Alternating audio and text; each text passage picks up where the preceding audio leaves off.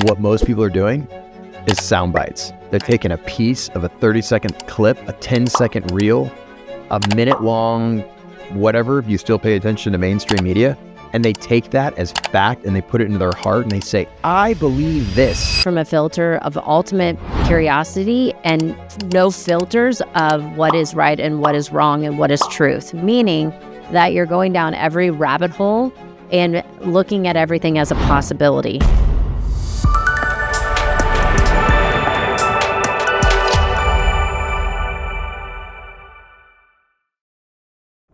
Welcome to the show. Welcome to Yager Alchemy, where ancient wisdom meets modern mastery in your health, wealth, business, and relationships. In the last episode, we talked about conscious language and some different ways of looking at it, some different perspectives. And we left off on the conversation about how did we get in this situation where people are disenfranchised with how they speak, where there is censoring on how people speak, and also bringing in the conversation the unfortunate event of Charlie Kirk. Yeah, his death. Absolutely. So what I didn't wrap around back last time was how that event really hit me emotionally, and whether it's like, whether you liked him or didn't doesn't really matter. The event itself is what I felt. And I think it was a universal frequency of like, wow, this really happened. And it was shocking because when I found out about it, it was late at night, so I didn't get good sleep that night. And you did a beautiful job of reframing me. I was just like kind of in a little bit of shock. I think like many of people were. And you said, listen, it's a horrible thing. It's a horrific thing. And you said there's something that's going to be greater and bigger that comes from this.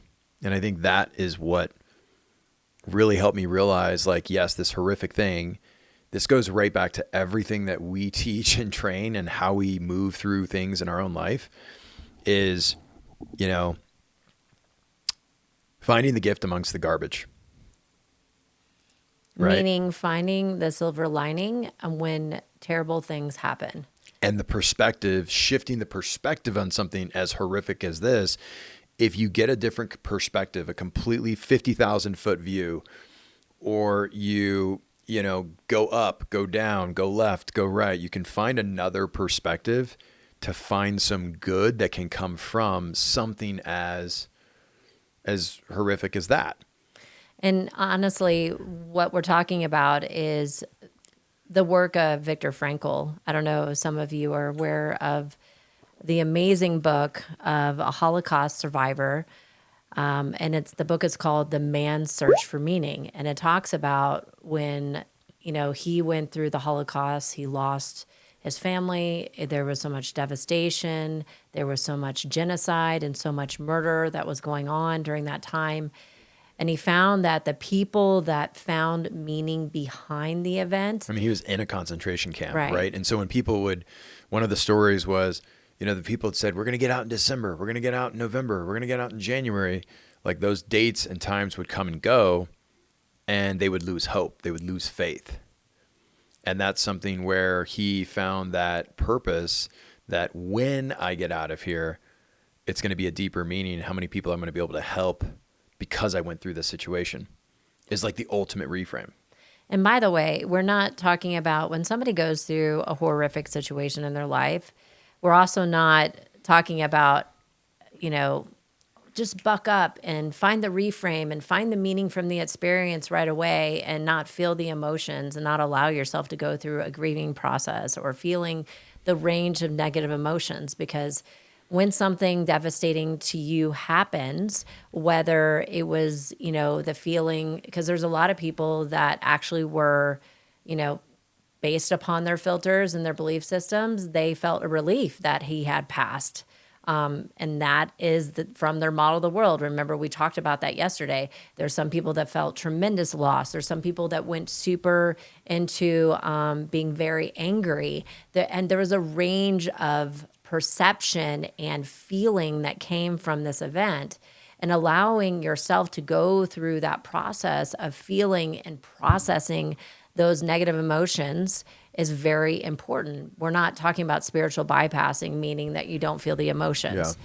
Yeah. And after you're through moving through those emotions, what we're saying is the way to turn this into a gift, turn this into a possibility, turn this into something that didn't happen in vain, that gives meaning and purpose to our life, is finding the silver lining. And finding, there's an event that happened, so who are you going to become because of it? As a result. As a result. Because right? you can't change the past. You can change what you learned from the past and then the perspective of what you gain from it, right? And this is something that I think a lot of people, they struggle with, that when something like this happens, then they stay in the muck, right? And there's nothing wrong with feeling the emotions. And at some point, we do have to find ourselves moving through it or getting through it or overcoming it, whatever that is. And I think that's just something I feel like we've been able to do is these obstacles, these challenges come up in our life, our business, our relationship. And at the end of the day, we got to move through it, right? We can talk about it all we want. We can learn from it. We can gain the wisdom, the resources, the learnings from these situations. And we still got to get up and go do the thing we do. Exactly. The mission. And if you don't have a mission or purpose, you tend to struggle with that, because we know that when these things happen at a global scale, there's also microcosms that happen inside of relationships. That's what people are struggling with right now. Look what 2020 just opened up, folks. Ever since 2020, there's been a snowball of people's health, mental health, physical health. There's been relationship struggles. There's been career struggles. Like we have all been in real struggles in the last 5 years. I mean, we had a significant amount of loss in our family, in our life in 2022. Like many people, like many of you have. And again, it's not getting kicked down. It's how do we get back up and. Yeah. So in our 2022, I lost it actually started in 2021. I lost my brother to an unfortunate event of getting dosed with fentanyl. And he passed away abruptly. And then very shortly after, we lost our dogs. And then Brandon lost his father. We had chaos in the business. We lost our team. We had an ego death. We also got attacked online. And by the way, looking back now, I believe that all of that came from a deeper purpose for us to grow and transform. Whether this is true or not, how I choose to believe that is how I will receive that, right? And so it has been for us a life-changing moment for us to step up and become better people because of it, right? Absolutely. Instead of then going into victim consciousness and pointing the finger at the system that failed my brother because he got hooked up on opioids from an accident, right? That he had jumping on a trampoline with his kids. And then I saw him slowly start to degrade because he got into opioids. And then, that's how a lot of times people end up getting Percocets or whatever street drugs that then lead to getting dosed to fentanyl and, what have you. And I look at it as an opportunity to bring awareness to these situations and not to point the finger at, they should have done something for us. No, how can we as the people start bringing awareness, grow from it, and change the system and wake people up to what's going on? 100%. And so one of the things that's fascinating, and this is why we're bringing up the horrific and sad moment of Charlie Kirk's death, right? Whether you believe in his belief systems, to be completely honest with you, I don't agree with everything that he talked about. Like I respect his model of the world, and I don't believe everything he believes. There's a lot of people that I can find things that I can agree with, but there's a lot of things that I don't agree with. And that's okay. Like, you don't have to take sides to completely believe what people say in order for you to have respect for that person. And what has happened since then is, systems. Us against them. Yes. And which is very fascinating. What we're doing is we're creating more division. If you're choosing a side, I think we've already lost sight that there are no sides. Right. And the paradox is, And like what we said, everybody in the world, we are all connected, right? So if somebody completely disagrees with him, that's okay because that's their perspective, right? You have your own perspective and that is right for you, right? absolutely. You know, for us to say who is right and wrong, we are not God, right? No. We are not the universe. We are not the almighty. We are not the higher power. We are not here to cast judgment upon people, right? One of the ways we live is everyone's doing the best they can with the resources they have. And, you know, it's also combine that with respecting the other person's model of the world, respecting their belief systems, their attitudes, even if they're absolutely crazy belief systems, even if I believe nothing about what they believe, right? Like somebody says, oh gosh, you know, it's so hard to stay healthy and it's hard to make money. I don't have those belief systems. I can appreciate and have compassion for those that do, but I choose to believe that it's easy to make money. I also choose to believe it's easy to transform and impact others and serve humanity. And one of the things we'd like to bring to your awareness is that whenever something like this happens, whether it be 9/11 or COVID, right? Or somebody gets assassinated or whatever have you, that is the experience of a shock and trauma, notice what happens because of it. And I'm saying in the population and how people respond, but then how the systems then respond, meaning the government. There's a problem. There's usually the reaction to the problem, which is kind of what's happening right now. We're in this aftermath wake, right? It's kind of like the aftershock of the reaction Of the event. Some people are celebrating, some people are angry, right? Others are mourning. And then there's the solution. There's a solution. And, you know, as awakened beings that are working on their process of becoming whole and holy and ascending in this lifetime and growing from our experience, we need to ask ourselves, are the things that are coming in actually for the people? Are they bringing in solutions to keep us united as people? Is it getting us closer? Or is it proactively keeping us divided? And right? this is the same thing we look at in our own life. Right. Like in 2022, I look at lots of problems on every area of life, right? The shock of your brother sent this projection of this frequency moving forward from, you know, from the time that happened to investing in dad's health, and it still didn't work out, right? So now there's this financial stress, and then having to put down our dog because he was losing his brain and he was losing his mind, and he just mental health. Like, it was so sad to put down a perfectly 9-year-old dog that was so healthy looking, but he was losing it from the inside, right? It's awful when you put down a beautiful animal. It's like one of the most hardest things you have to do. And then, you know, business challenges, team challenges for anyone that runs a team, conflict there, right? And the thing about it is, like, we took responsibility for the whole thing because it's not happening to us, it's happening for us. Right. And then I lost my dad, which brought up a whole bunch of stuff. And weird to say, it's like I'm stepping into manhood now, you know, in my late 30s, because I finally, you know, I no longer have a father, right? And I think a lot of men go through this. When you lose your father, it's like, wow, it's like I am dad now in this weird archetypal way. And so we went through this whole thing, and it's like, at the end of the day, it's like we have problems, we have reactions, and then we have solutions. And it's like, how quickly can we move through them as we're processing these emotions, not to sweep stuff under the carpet, not to like shrug stuff off, but maintain life, maintain our sovereignty, maintain our complete optimization of the way we think and operate. And, you know, at the same time, not get to a point where your life spirals down so much, right, that it just sets you back, right? You still want to be able to be resilient and still move through things and stay consistent. And that's where I think mental toughness, emotional awareness, emotional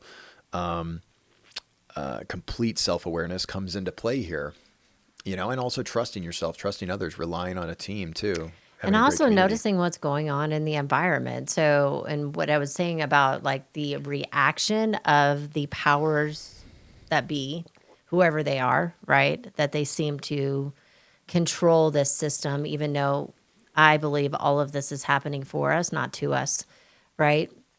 So, what I mean by that is that whenever there's a shock, whether it was the pandemic, in my opinion, that was planned, right? And there's a lot of evidence to say that it was planned.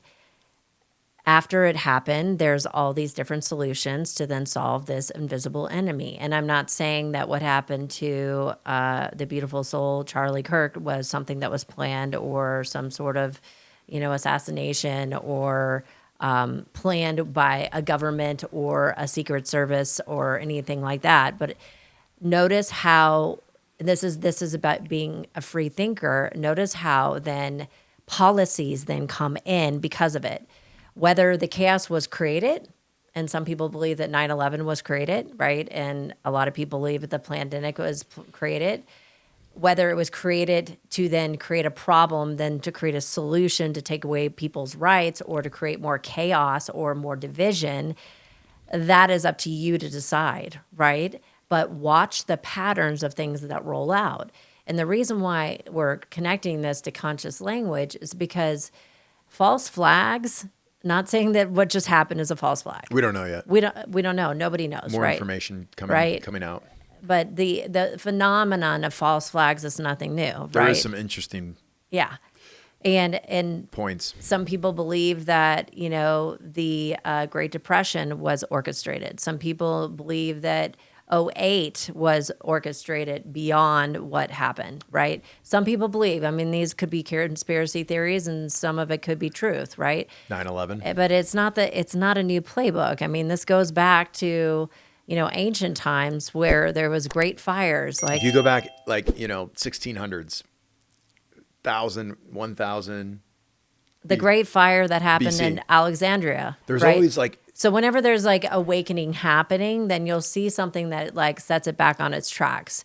Whether it was planned to then keep the population at disenfranchised Right. or the consciousness lowered or to keep us divided to where we're distracted to where then we can't unite to then come together to make a different future.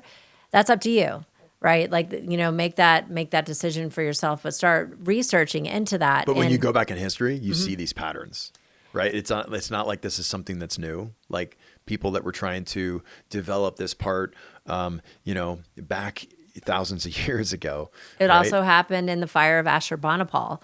And it's There's paradoxical. a great fire, and then all of a sudden, land was acquired, and things Yeah. were picked up, and development moved on. Right. So it's not. This shouldn't be a surprise to anyone if you go back into history and really do And some research. Ashurbanipal was a great library where there was 30, I think it was like 30, they that recovered 32 cuneiforms of the Sumerian history of all of humanity in this universe and beyond that, like our creation story. And paradoxically, the fire actually Preserve those preserved the cuneiforms even more. scrolls. I'm sure were destroyed. Yes. most likely. So if you Burn. start looking back, and this Papyrus. is like, where did we get into this pickle and where did this start? From our perspective, understanding conscious language, logical thinking, critical thinking, understanding grammar and the power of the spoken word, this was something that was trained Sure. in ancient times. So you go back to the Greek philosopher Aristotle, who lived in I think it's 335 BC. He was a student of Plato, and in fact, he ended up moving to Alexandria, and he tutored Alexander the Great. And I don't know if anybody knows this about Alexander the Great. He was a conqueror, right? And he created quite the territory, and he took over Egypt of a time, but they revered him. He was actually deemed a pharaoh. And then when he passed away at a very young age, he left his lineage to his predecessor, the Ptolemy family, who then restored all of the temples that had been, destroyed over time. So when you go to Egypt, if you've visited Dendera or Edfu or Luxor or any of those places, a lot of those have been redone by Ptolemy during that time. And so the knowledge and wisdom is there. And so during which time of Aristotle, there was a great school, and it's the 7 liberal arts, and everybody's familiar with that, right? But there's a thing that most people don't realize within the 7 liberal arts, that it was taught to the public, for democracy and for people to be able to have conscious communication and debate over what was right for the people. And it's called the trivium. And I don't know if you're familiar with the trivium. The trivium, there's 3 parts to it. Grammar, logic, and rhetoric. And a lot of these 3 topics, the trivium has been removed from school. Right. Barely taught in university and college even these days. Right? And so when you think about grammar, it's speakability, it's speaking. And the logic, you're running it through your logic filters. So grammar has been something that has totally been swayed over the last, 10 years. It seems like it's been attacked very heavily, where there's a lot of improper grammar. And we're not thinking through with logic, reasoning, critical lens, critical filter, critical thinking. Game theory has not been really taught in school. And my grandfather mentored my brother and I on this stuff. And it's like, how do we start thinking for oneself? How do we think for ourselves? Because no one's coming to save us. And when we say no one's coming to save us, when I say that, I think of no one's coming to save you from you. Right. Like and no when one's I coming to think save me from me. And the power, and we talked about this, the power of NLP, right? It's breaking down language, how you speak to yourself, and how do you communicate effectively to others, but it's breaking down the code of how people speak and the words they choose to use. And so I love the idea of the information that comes in, the words people use, you break it down, breaking down the code. And then with, logic, you're thinking through, like, does this grammar that somebody's speaking or saying or writing, does it make sense? Right. Are there fallacies in the words that they're choosing to use? And does this make sense for you? Does this ring as truth to you? Are you doing the research to then go down the rabbit hole to fact check? And fact check has been kind of hijacked, but do your own research and go down the rabbit hole to see where's this information coming from? Has it been bought by the pharmaceutical companies? Has it been paid by corporations that may not be for our best interest? Where is the money coming from, right, of this information? Well, where's the information flowing and where's the money from? Yeah. That's propping that information up, which I think is fascinating when you look at propaganda, and Edward Bernays, if you've never done any research around him, like he's the propagandist king of propaganda. Like he started spin, and that goes back to the 1930s, 1940s. And then the speakability. So rhetoric. So the last portion about, and we'll talk about Bernays in a second, but I want to finish this trail of thought. So we have grammar. So it's like the code of language that's coming in or information that's coming in, and then breaking it down through your logical or critical thinking, which is completely taken out of school, right? To where you're actually doing deductive and inductive thinking. Inductive thinking means that you're going down rabbit holes without a bias, meaning you're doing the research online without already having an idea of what the truth is. You're being a curious learner instead of somebody that has a closed idea that's only looking for facts to back up that idea. What you said something is curious. We've lost touch with that one value of being curious. Right. Whether that's because of, growing up and being an adult, I need the facts. I'm a realist. We got to get curious with each other. And the thing that I think is really fascinating in this whole thing is being able to ask more questions so you can understand where someone else is coming from in this curiosity-like state. And questioning everything. Question everything. And then when you have an idea... Not to a point of paranoia, but just question it. Sit with it. Process it. What most people are doing is sound bites. They're Right. taking a piece of a 30-second clip, a 10-second reel, a minute-long whatever, if you still pay attention to mainstream media, and they take that as fact and they put it into their heart and they say, I believe this. And then they go speak about it, which is speakability, which is rhetoric, right? And the perfect, so inductive thinking from my perspective, and I think you share this, is, you are coming from a filter of ultimate curiosity and no filters of what is right and what is wrong and what is truth, meaning that you're going down every rabbit hole and looking at everything as a possibility, right? And then connecting the dots based upon the information you find. Right. Because quantum physics works, like what you believe to be true, you will see in reality, right? That's the way it works. And so doing your research with a super open mind, then allowing it to guide you to understanding what it is that you're researching. And then deductive thinking is a lot of times what, we've been trained to do. And a perfect example of deductive thinking, and going back to Egypt and Alexandria, is that a lot of people inside of traditional archaeology, and again, I'm not an archaeologist. I'm an avid learner and a researcher and a student of life. And the norm of what people believe of how old the pyramids are is that they're 5,000 years, maybe a little bit older, but they're not much older. And so they already have an idea of this date. And Which is so a then box. any other information that comes in that is not validating that box, then they throw that data out. And that's right. deductive thinking. That's very closed thinking. So that's it, put everything in the box and then make everything fit into this box from And if all you think directions. about the medical system, that's a very similar thing. When they were talking about COVID or the vaccine or just health in general around cancer, and people can disagree with me, but do your own research, is that, they have an idea. They have a drug that they want to push.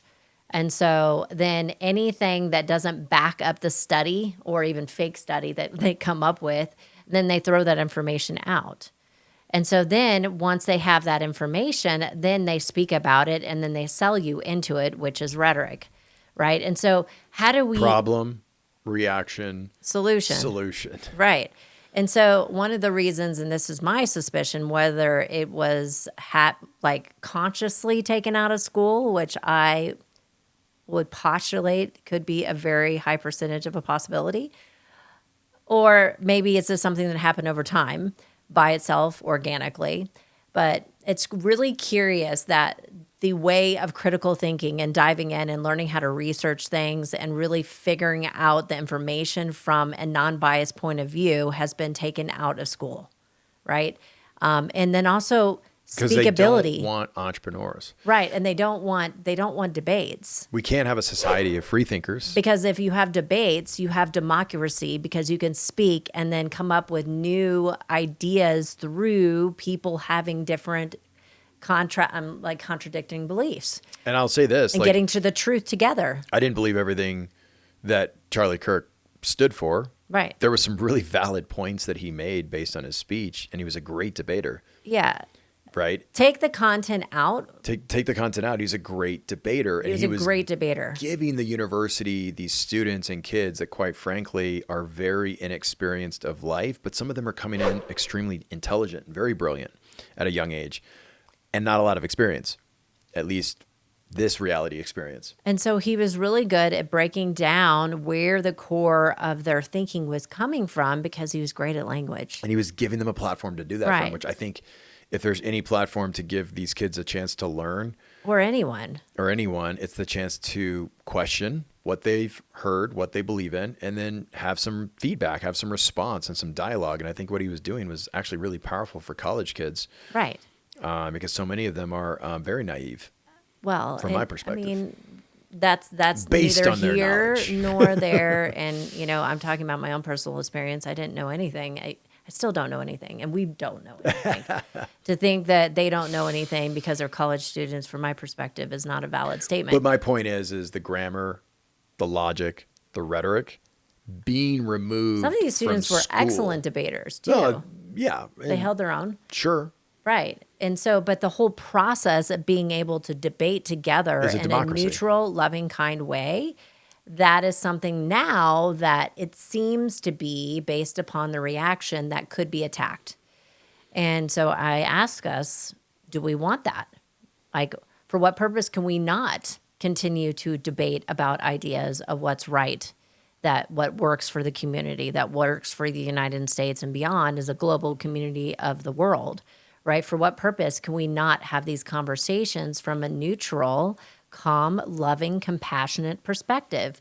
For what purpose can we not ask questions to then break down where that person is thinking and where they came from with that idea to then get a better understanding from their perspective and be open to the possibility that even though that you have a certain perspective, that you may be swayed in your own perspective simply by the conversation.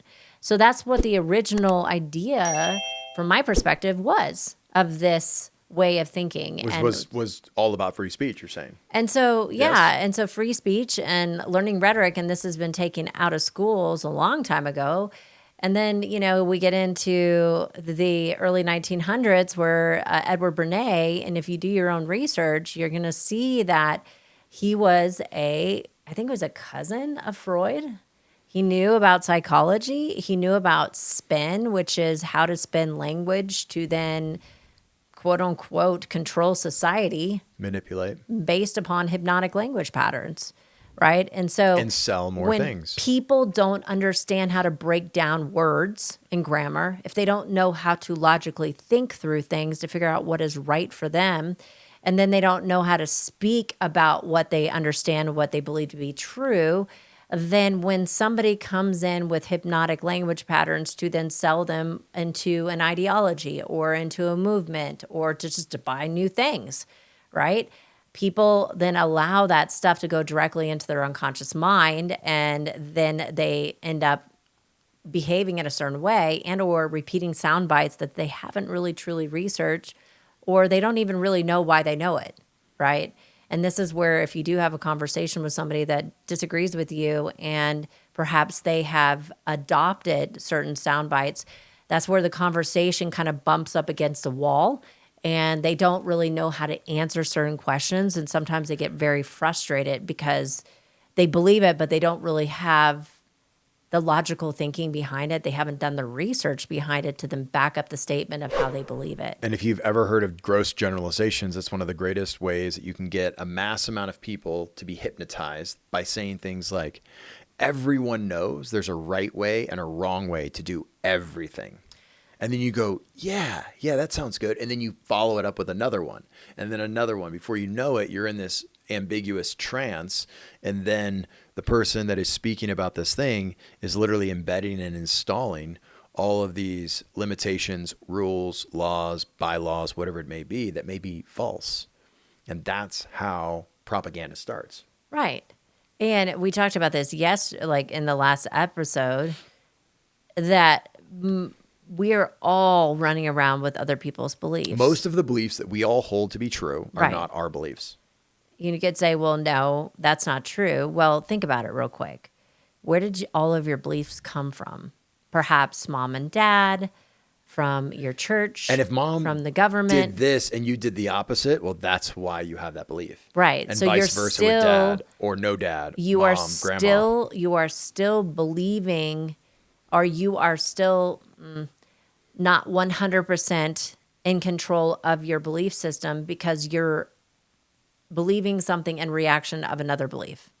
Meaning then you are a victim. You're like, oh, mom and dad believe, and, let's say mom and dad are totally into the environment. Well, I'm going to believe that there's nothing about the environment that we need to focus on. There's nothing wrong with the Because I'm environment. rejecting their beliefs. I'm going to believe something completely opposite. Well, you're still in victimization of that belief unless you've done the work around it to figure out what your true north is.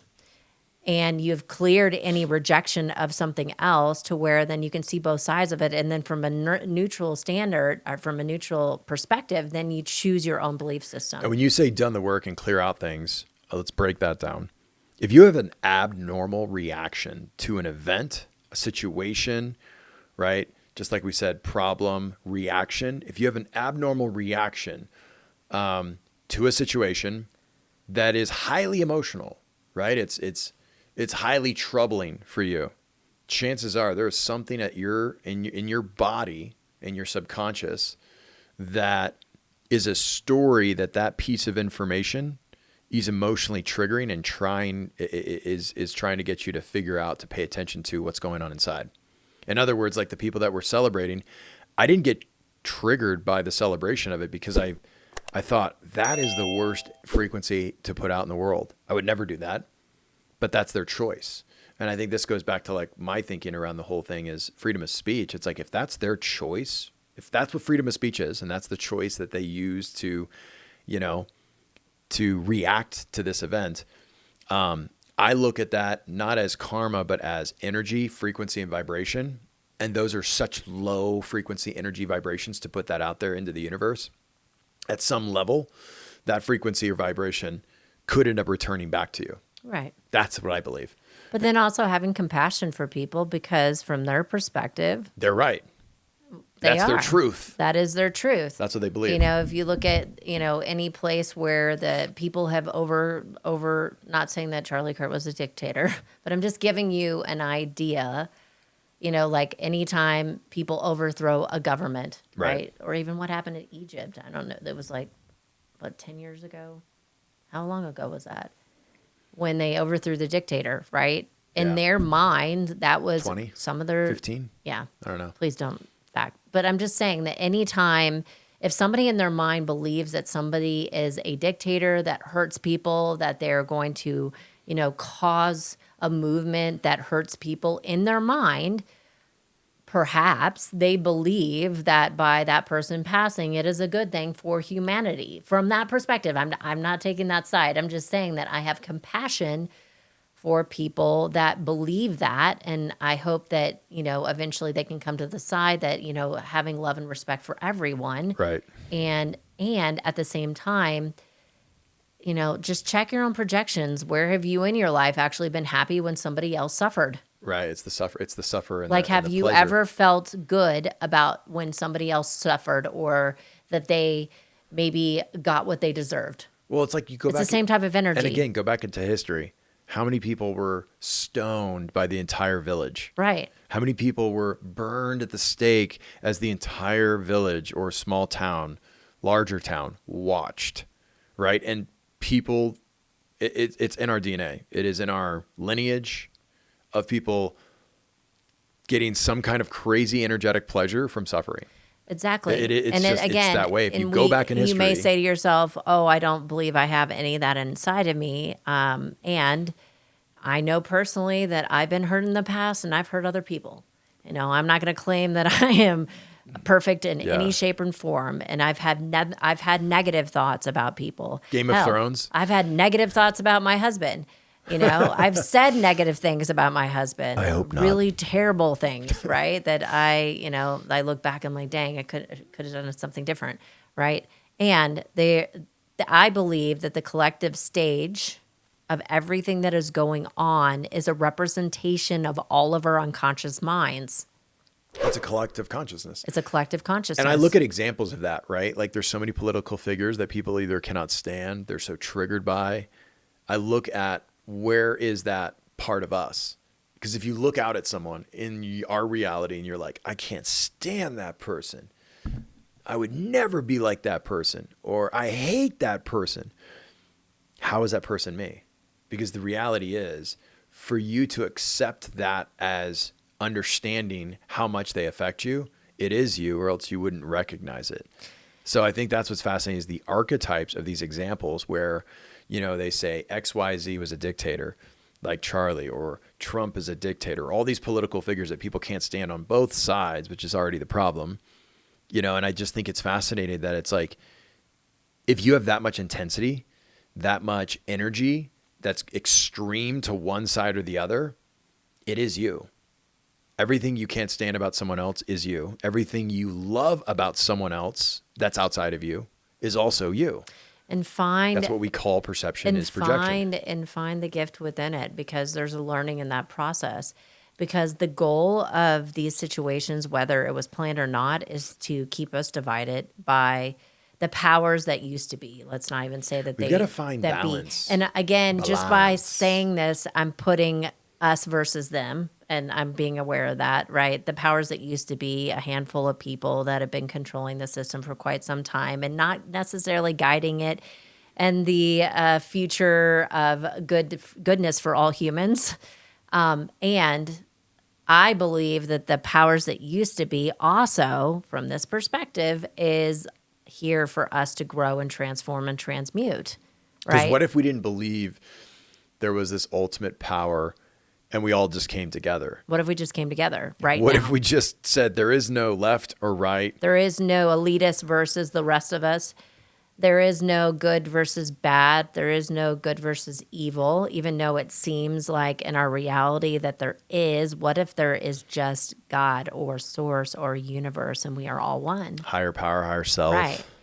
And so going back to our conversation about conscious language is that, learning about hypnosis, learning about how to break down language and how to do research and make sure that you're figuring out what is right for you and what is not right for you in the moment. And remember what we said in the last episode, know that what is right and what is truth to you is going to change based upon how you evolve. And if it's truth to you, doesn't necessarily mean it's truth to someone else. to everyone else, right? And so when people are speaking, there's only the truth.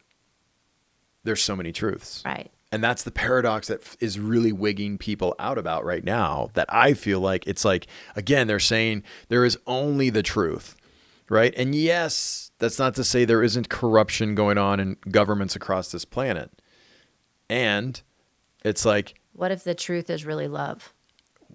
what if the truth was actually getting to the point where we all could not get so plugged in and we could communicate with words And what if language? we could respect each other like brothers and sisters? And what if, and this is, going back to the power of the spoken word, that yes, I will tell you from my perspective that hypnotic manipulation language has been used on the public for thousands of years to guide them in a way. Thousands of years. Yeah, thousands of years to disempower them and to have power and control over them. Go back before Whether it medicine be in was corruption, medicine. inside the church, or the king and queen time, back to the time of the Dark Ages where people weren't even allowed to read, right? They had to rely on the authority to tell them what was in scripture or what was right. Right. So this has been used for thousands of years to sway the masses in a direction to then get a certain result. But it doesn't have to be that way. You can take your power back and you can see the patterns to then empower yourself. And a perfect example of that is during COVID. For us, everybody knew that you couldn't do live events. And as soon as the hypnotic language patterns started happening, because we were fortunate enough to be in a mastermind in 2017 where we were warned that something like that could occur by some amazing humans.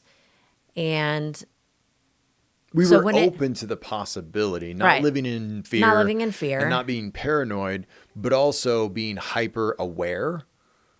And when we were like aware, you're aware of everything. And the thing is, you're aware of patterns. Right. And so when that information came in, right, we're like, okay, is this, first of all, because we didn't have enough information based upon this information that we got, is it going to be dangerous? Is it really going to kill people? All this different thing, right? And in some people's timelines, it did kill a lot of people. Some people truly believe it did, and some people were truly affected by it, and some people lost a lot of people.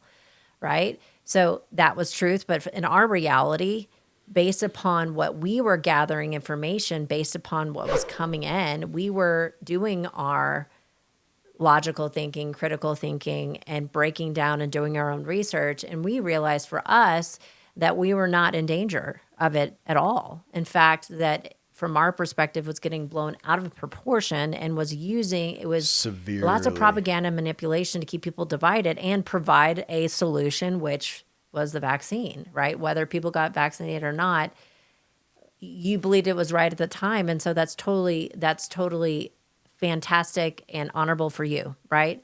Because you had to follow what you believed. And for us, that was not a choice for us. We decided to do something different.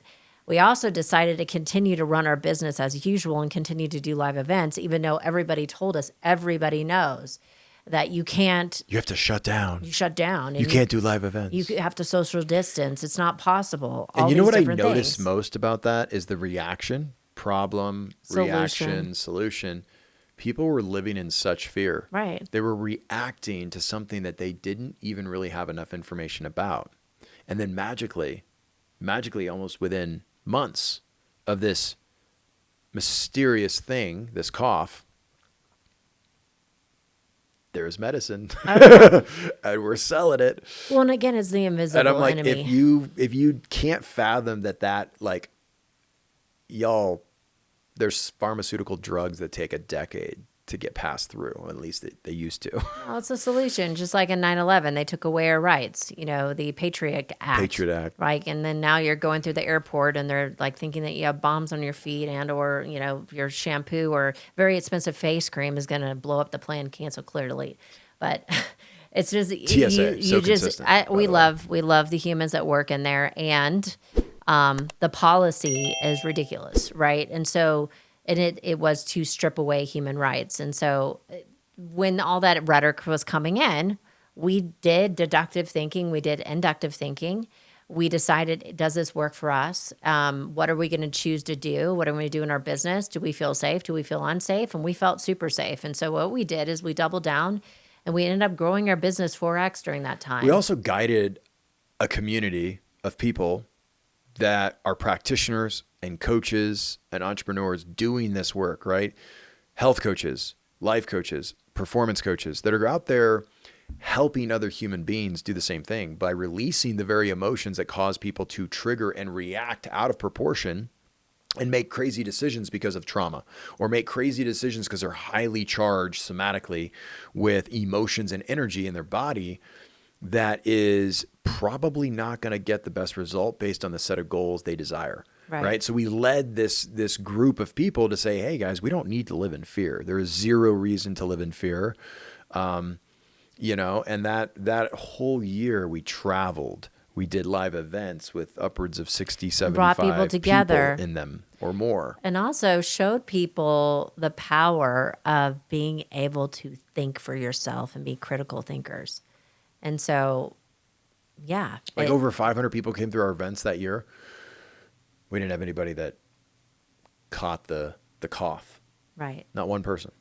And so people were traveling and flying in from all over. And some people are like, well, that's careless. It's like, is it? The work that we were doing in our containers is greater than Dr. the work. Joe is doing the same thing, right? He was just going to Mexico. We were doing it underground in Austin, Texas, and it worked. It was incredible. And so bringing it back around, having the understanding of hypnotic language patterns and understanding how to critically think, it kept us safe during that time.